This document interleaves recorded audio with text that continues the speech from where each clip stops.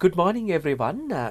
Once again, we have Sanjay Caldera, the principal migration agent from Sanjay Caldera Associates, to talk about one of the current topics with regard to the migration.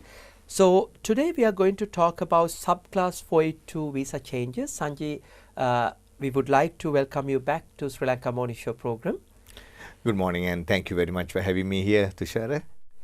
Sanjay, can you tell us these 1st of July changes, how that affects the subclass 482 visas? Okay, so I'll give a brief description of what a subclass 482. It's what we call temporary skill shortage visa. It is a visa that an employer will sponsor an employee in the short term, between 2 to 4 years. Now, there is what we call a minimum salary. We call it TISMIT, and the minimum salary has been going up all the time. Now, the current minimum salary has gone up on 1st of July from 70,000 to 73,150. So, any employer who wants to sponsor an employee need to pay 73,150 per annum plus super. Is it applicable for regional employments as well? Unfortunately, it applies across the board, and yes, good question, because that puts a lot of pressure on regional employers who might not be able to afford, and they are the people who really want employees in regional Australia. And the second rule change is something that is very welcoming.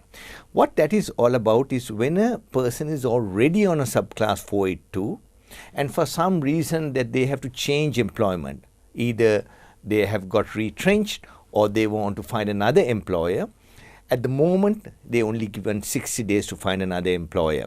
But now they are given 180 days to find another employer, and on top of that, till such time they find another employer to sponsor them in their occupation, they can be doing any other job just to pay for their expenses. Right. That is very welcoming. That won't count. That period won't count. That period won't count. And in a period where your visa is, let's say, 2 or 4 years, you can use the 180 twice if you're moving right. From one another employer. Yep. All right. Okay. Which is very welcoming. Now, for the subclass 482, are there any changes for the work experience requirements?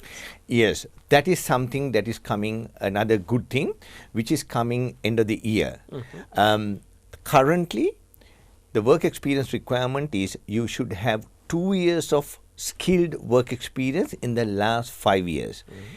In November, they will be changing it from 2 years down to 1 year, and this will certainly benefit our students who are on a 485, because as I said, 485 they are going to get 2 years, and during that 2 years they can't get 2 years of work experience. So right. If they can get 1 year of work experience, now the 482 will be available for anyone who has got 1 year of work experience. So is that similarly apply for the direct applicants as well? Okay, so when we talk about direct applicants, I think you are referring to the employer nomination subclass 186 visa. There is no change to direct entry into the subclass 186 visa. That means you need to have 3 years work experience, you need to have a skill assessment, and be sponsored by an employer. But the 186 transitional happens for people who are on a 482. And they don't have to be on the medium to long term list. They can be in the short term list or the medium to long term list, so long as they have stayed for 2 years on a 482 with a particular one employer. They can apply. They can sponsor them for 186 permanent residence on a transitional basis. Right. Now, are there any changes, end of the year changes that you are expecting for the 482 visa? We believe the 482 temporary skill shortage visa will change, and they might have a different name and they will change it.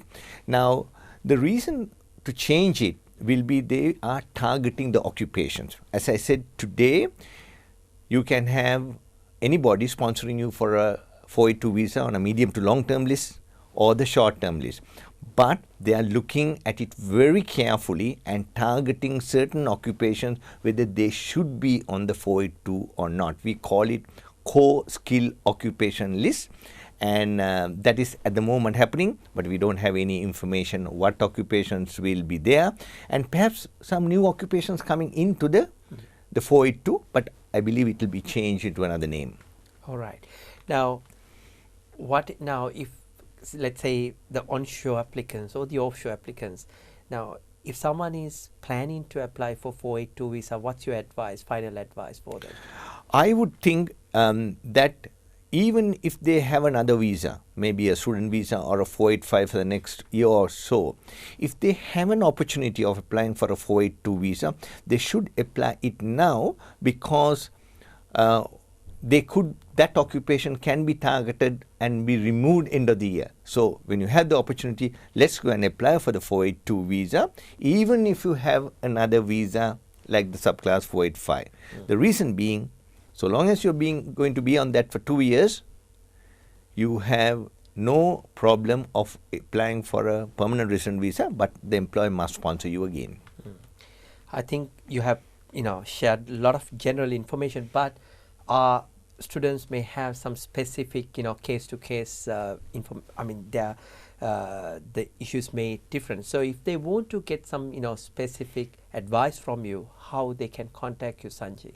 They can get in touch with our website www.sanjikaldera.com, and there is an inquiry web form. They could send in their inquiry, and there'll be someone, a relationship manager, who will get in touch with them.